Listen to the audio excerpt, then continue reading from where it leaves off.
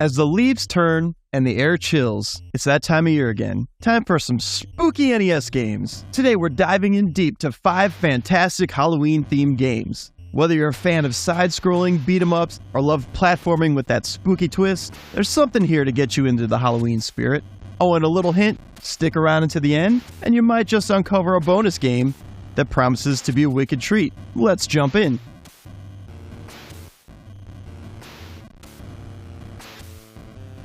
Mischief Castle, unveiled in 2023, is a Halloween-themed delight. The narrative here is straightforward.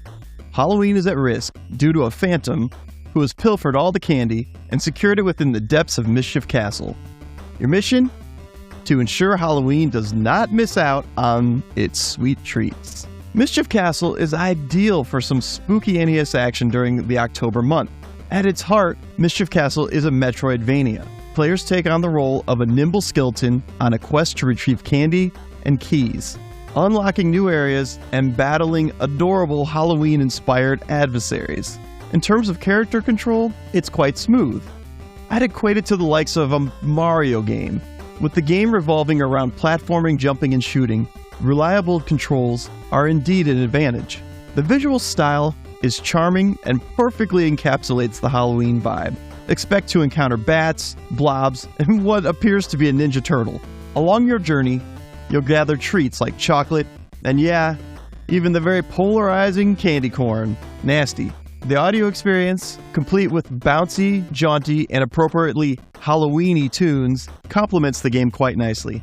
Alright, on to the difficulty. While enemies and obstacles might not pose too much of a challenge, the real test lies within the game's puzzle elements. Navigating the castle and deciphering where to venture next can prove to be a bit perplexing. In terms of the target audience, Mischief Castle is appropriate for those with a fondness for Halloween, and also for those with an affinity for puzzle platformers. So my final word? Mischief Castle offers cooperative fun for 1 or 2 players simultaneously. That's right, 2 players at once. And while not outrightly spooky, the game beautifully embodies the Halloween spirit.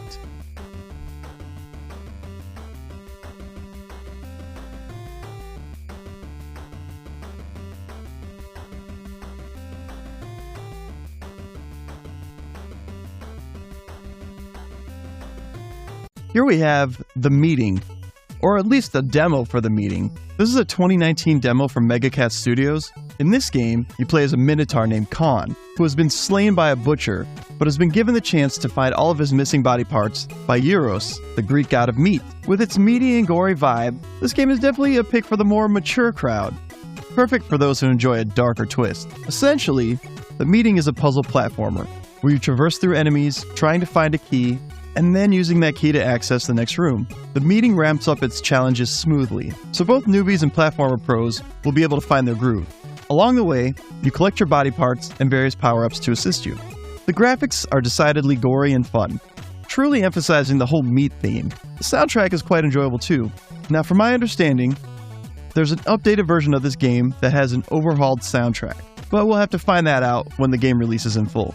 Khan here controls exactly as you'd expect him to.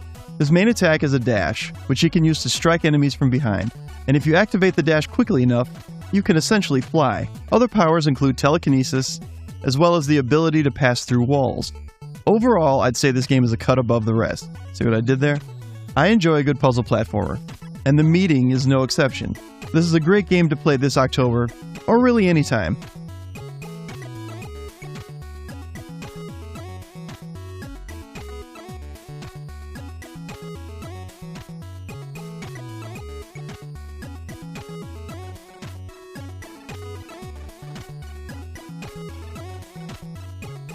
Next up, we're diving in nose first into the cosmos with Space Mutants, a game that at first glance feels eerily reminiscent of another classic. So here's my theory. Space Mutants could be like a sideways sequel to Bart vs. the Space Mutants that came out years ago on the NES. Why? Look at these mutants, they're uncannily similar. Also, while we're name dropping, the soundtrack to this kind of reminds me of Predator, also on the NES. Anyway, let's dive in. So pretty much you're shooting electric charges. It's something between Simon Belmont's Whip and a taser. And then you have a jump mechanic, although think of it more like guided floating. Basically, every time you push the jump button, you're propelled into the air. Plus, one of the big mechanics is the hurt state, which basically is when you get hit, you sit and sulk for a while. The visuals here are, well, unique. If Scribbles had a space-themed party, it would look kind of like this. The sound, meanwhile, like I said, it reminds me of Predator on the NES. Alright, let's get real for a second. This game is hard. It isn't shy about throwing you back to the start. That hurt state we were talking about, it's like getting trapped in quicksand state. But you know what? With sheer perseverance, you're gonna keep unlocking a little bit more. You're gonna start to understand a tad more, and you're gonna start to appreciate the game that much more. There really is a lot of game here. So to sum it up, Space Mutants is for those who love a good challenge and have appreciation for things that are more quirky. It's not for the faint-hearted, but if you're up for some retro space chaos, give this one a whirl.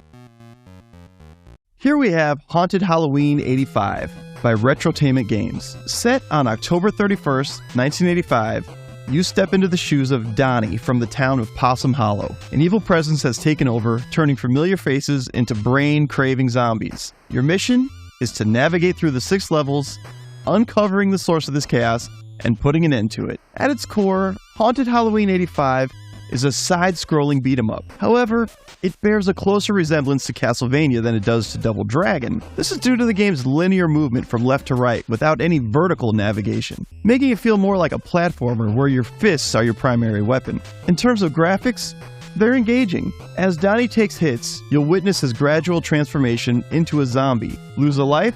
You're treated to the full zombified version of him. This game also features amusing and sizable bosses, such as Sasquatch here. The soundtrack is atmospheric, and it perfectly captures that Halloween essence. The difficulty here? It's well balanced. It might not be as demanding as Castlevania or Double Dragon, but in certain segments, like navigating past these pesky pumpkins, it can really pose a challenge. So who is this game aimed at?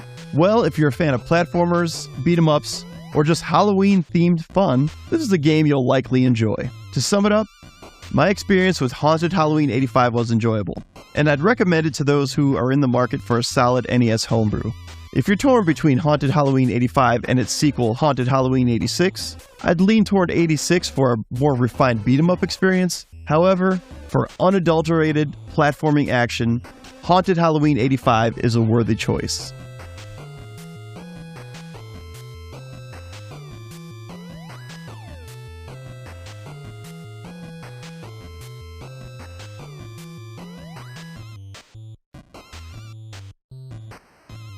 Up next is They Came to Wreak Hell. Originally developed by Team Disposable in 2022, They Came to Wreak Hell is a free-scrolling action shooter for the NES.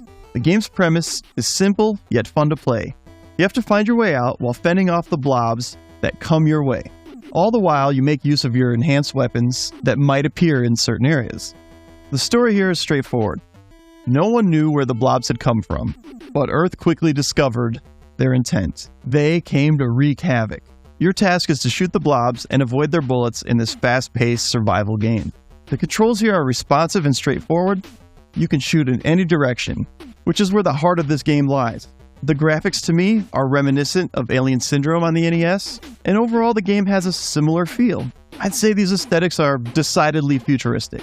However, in my opinion, the sound and music are the game's weakest points. Honestly, I don't enjoy the game's music, and I prefer to play this one with the sound off. That being said, this is obviously subjective. I've come across other reviews that praise the soundtrack. As far as the difficulty goes, I found this to be well balanced. While the initial stages aren't overwhelmingly hard, as you progress, the challenge does increase. So who is They Came to Wreak Hell for? Well, if the gameplay looks appealing, based on what you're currently seeing on the screen, then this game is probably a good fit for you.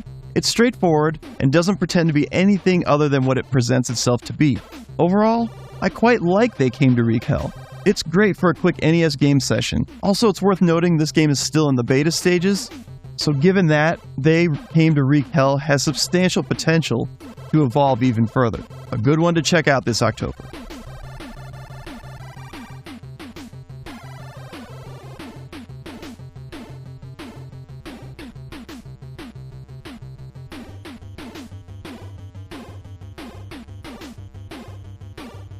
Alright, here's that bonus I was telling you about. We have Treat Sweep on Creep Street. This is a new Halloween game in demo form that I believe just came out this week. Now, there's not much here yet, but this has potential to be something fun. It's kind of got that Game Boy color palette to it. The graphics are very simple, but effective. I like the main character sprite. I'm not sure if he's supposed to be a ghoul or Robin from Batman and Robin, but the bats here do look like the bat symbol. As far as objective, basically your objective is to avoid the creatures of the night. You can use the pumpkin to hop higher and get the candy. The music here feels like going out on Halloween night and getting into mischief, which seems this is what this game is about. Now I know this is just a proof of concept demo, however, I can see the potential here. And if you want just a quick Halloween fix, and I mean really quick, like 1 minute, then you can play through this game. If that's what you're looking for, I recommend it.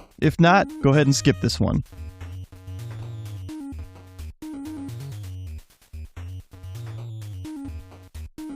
Well, that wraps up our NES Halloween gaming spree. From brain-hungry zombies to candy-stealing phantoms, we've covered a ghoulishly delightful array of retro games. If you've enjoyed this spooky tour and want to see more like it, leave your thoughts in the comments below. Which game spooked you the most? And which ones are you itching to play? Also, feel free to share this video with a friend.